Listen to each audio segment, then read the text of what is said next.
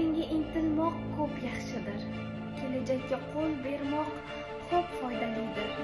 Ammo moziyga qarab ish tutmoq xayrlidir.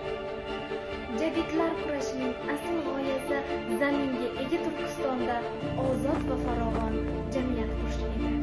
Tarbiya biz uchun yo hayot, yo mamot, yo najot, yo halokat, yo saodat, yo falokat masalasidir.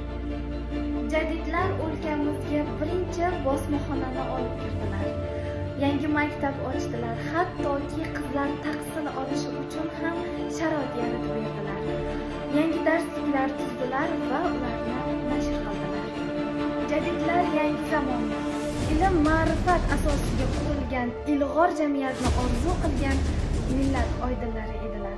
Turma, yugur, tinma, tirish, bukilma, yuksal, hurkma, kirish, qo'rqma, yopish, charchama, qo'zg'al.